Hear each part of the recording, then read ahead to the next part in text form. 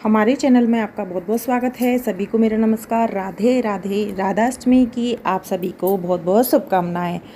राधा रानी के जन्म उत्सव की आपको बहुत बहुत बधाई।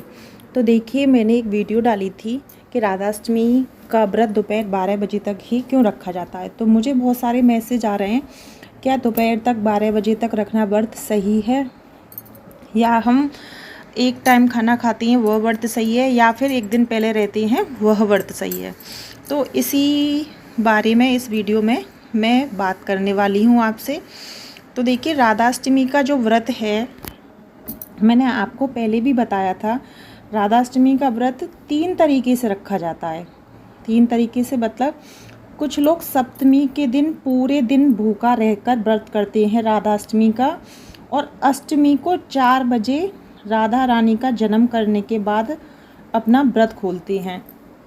पहले राधा रानी को भोग लगाते हैं। राधा रानी के भोग में जो जो चीज़ें उनको पसंद हैं उनकी सारी चीज़ों का भोग लगाते हैं। भजन आरती पूरे भाव से पूरी पूजा करते हैं। पंचामृत स्नान कराते हैं और 4 बजे खोल लेते हैं। सप्तमी के दिन रहकर अष्टमी को खोल लेते हैं। दूसरा व्रत होता है कि हम सुबह से, जैसे राधाष्टमी कल है तो राधाष्टमी को हम व्रत रहेंगे, तो सुबह से शाम तक हम व्रत रहेंगे और शाम को हम फलार का जो खाना बनाएंगे, कूटू के पुए या कुछ भी आप फलार की चीज़, फूल फ्रूट फल जो भी खाना चाहें, तो वो चीज़ हम जो भी खाएंगे, पहले हम राधा रानी का भोग लगाएंगे। राधा रानी की आरती पूजा सेवा शाम की करने के बाद ही हम व्रत खोलेंगे। दूसरा तरीका ये है। तो ये नहीं कि तरीका कौन सा ज़्यादा है या कौन सा सही है।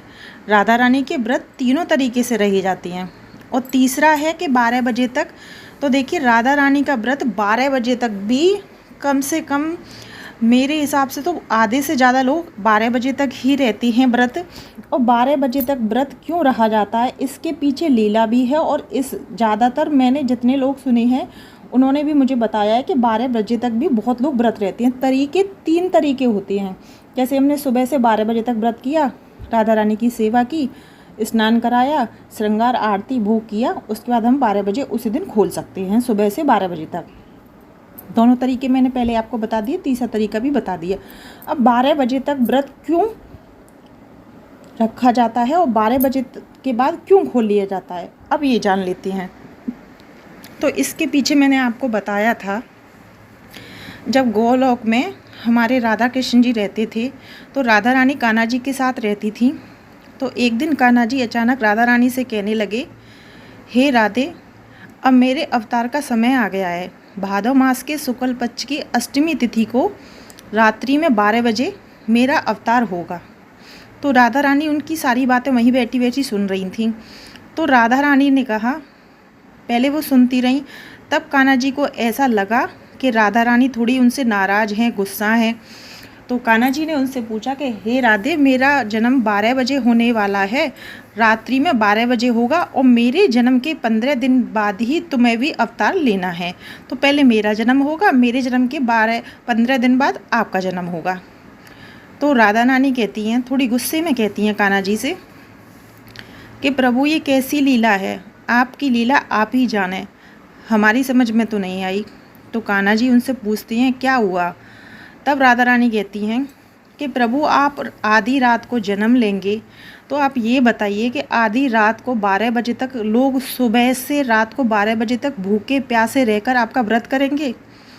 कुछ लोग शाम को भोजन, मतलब व्रत का जो भोजन होता है वो खा लेंगे, और कुछ लोग तो ऐसा भी होता है कि निर्जल रहेंगे, जो रात को आपको 12 बजे जन्म कराकर ही खाएंगे।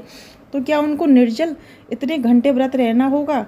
तो आप उनको ऐसे देख पाएंगे? क्योंकि जन्माष्टमी का व्रत तो सिर्फ ऐसे होता है कि आप सुबह से व्रत रहे हैं तो शाम के टाइम कुछ खा लेते हैं, या दोपहर में भी लोग कुछ खा लेते हैं, लेकिन वो व्रत का। और कुछ लोग ऐसे रहते हैं, जैसे मैं भी रहती हूँ, सुबह से रात के 12 बजे तक निर्जल, कान्हा जी का जन्म करने के बाद। तो कान्हा जी से कहती हैं, आप अपने भक्तों को इतने कष्ट में देख सकते हैं, प्रभु ये कैसी लीला है, मुझे तो समझ में नहीं आई। तब कान्हा जी कहती हैं कि जब मैं राम अवतार में था तो मैंने चंद्र देवता को वरदान दिया था कि तू जिस टाइम आएगा मैं उसी टाइम अवतार लूँगा। मध्य रात्रि जब तू 12 बजे आएगा तो मैं 12 बजे ही अवतार लूँगा। मैं अपने वचन के आगे अवतार 12 बजे ही लूँगा। तब राधा रानी कहती हैं कि आपने दिया होगा कोई वचन प्रभु, लेकिन मेरी समझ में तो नहीं आता कि आपके भक्त इतने कष्ट में रहें। तब कान्हा जी कहते हैं कि ठीक है राधा रानी, अगर आप क्रोधित हो रही हैं तो मेरा तो तय है कि मुझे वचन दिया है तो मुझे 12 बजे ही जन्म लेना है, लेकिन आप अपने जन्म का समय खुद निर्धारित कर लें। तब राधा रानी कहती हैं कि प्रभु आपका तो रात्रि में होगा 12 बजे, लेकिन मेरा जो जन्म होगा वो दिन के 12 बजे तक होगा।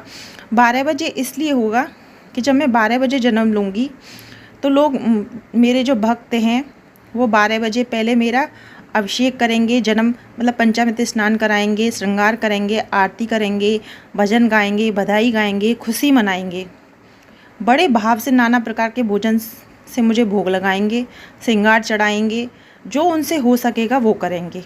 लेकिन 12 बजे के बाद जो भोग वो मुझे लगाएंगे उसी भोग से वह अपना व्रत खोल लेंगे।